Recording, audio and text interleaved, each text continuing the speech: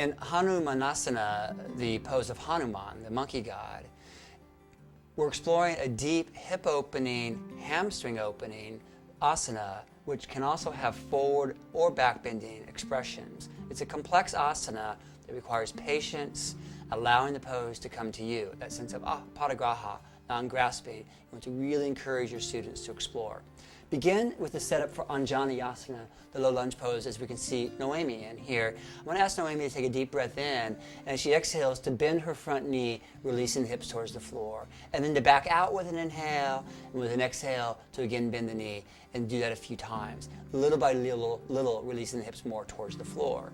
Once comfortable here, and opening through the hips, and here the opening we're really looking for is through the quadriceps muscles and the iliopsoas, the hip flexor, primary hip flexor on the left side. As she releases down, she's opening through those muscles.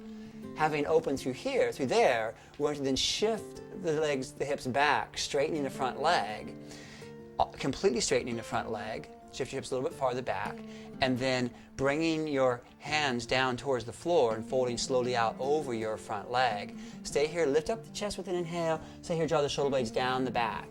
It's useful to stay in this position for 1 to 2 minutes to allow the hamstrings to acclimate to this position.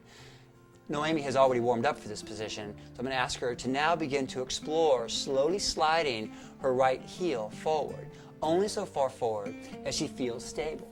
When a student comes to a place where they feel that's their limitation, place a block, potentially a stack of blocks, underneath the sitting bone of the leg that is extending forward, so they have a stable foundation there. I'm going to ask Noemi to again place her hands back on the floor and lift up a little bit. I'm going to place the block a little bit lower because I know she has more openness to her hips and her hamstrings, and she'll come a little bit farther down. So here, we're looking to square the hips towards the front of the mat, just as we would encourage a student in Warrior One pose. We're looking with that rotation of the left hip forward to extend the back leg straight back with the knee, back of the knee crease pointing straight towards the sky, the back of the thigh pointing towards the sky. To the extent that Noemi can rotate her left hip forward, the back leg will more easily extend straight back with the knee joint pointing straight down to the floor.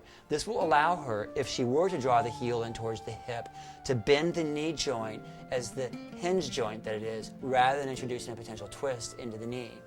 From here, drawing the tailbone more down and energizing up through the spine, encourage students to soften their shoulder blades down their back. Alternative positions here. One is to fold forward, placing the hands down and slowly walking the hands forward. The stretch in the hamstring can be reduced by pointing the foot forward into plantar flexion. The problem with doing that, however, is that most students will lose the contraction of the quadriceps muscles, which allow the more easy release of the hamstrings. So over time, we want to encourage students to keep that foot flexed with the thigh of the front leg rotating down, the thigh of the back leg inner spiral the inner thigh up.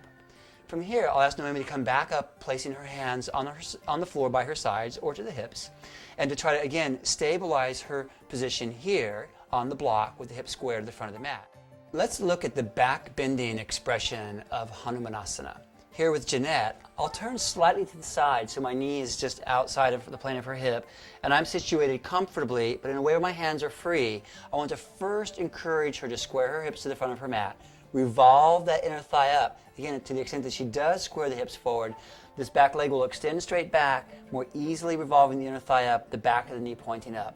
This is important for the back bending expression of the pose, because as we bend this back leg, the hinge joint of the knee will twist if the hips are not square to the front of the mat or if this knee is turned out. So from here, I'm going to ask Jeanette to draw her right foot up towards her hip, and if it splays in towards the inside, as it's slightly doing, please release your foot back down. That's an indication to prop up a little bit higher on the block.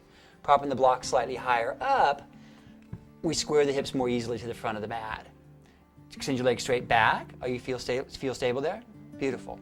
And extending straight up to the spine, I'm going to ask you to again bend your knee in and try to draw the heel more in towards your hip. I'm now going to take a strap around the foot. And notice that her foot is against my side ribs, helping to keep that leg up. I'm going to extend the strap straight up over Jeanette's head, and then with one hand on her hips to help her stabilize in her balance, ask her to reach up overhead to clasp hold of the strap. As she reaches both hands up, to the strap. I drape the strap back so it doesn't hit her, and then I use my hands to stabilize the symmetrical position of her hips, symmetrical position of her pelvis, and little by little then we'll encourage first the lengthening up through the spine by drawing the hands up the back, and little by little she'll start to draw her hands down the strap, little by little drawing her hand to her foot. I'm going to let her know when she's close, you're about an inch away, and little by little one clasps hold of the foot, relieving oneself of the prop. And then the head can drop back towards the foot. Placing one hand down the sacrum to encourage lengthening out of the lower back, and one hand between the shoulder blades to encourage the lifting of the chest and the opening of the heart center.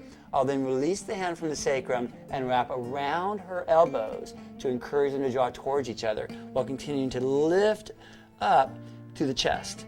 And then I'll slowly release my hand and explore releasing her into her own balance. As she releases back up out of the pose, she'll come up with the strap and slowly release the foot back. You can guide that back so the student doesn't twist their knee, and then she can release forward onto her hands, the block sliding out, and releasing down. I'll ask Jeanette to slowly, simply, the easiest way out of this pose is to roll over onto the side and draw the legs, the knees together, and then release either to child's pose or for a wonderful counter pose, set to Bandha Sarvangasana, the bridge pose, to help restore the hamstrings.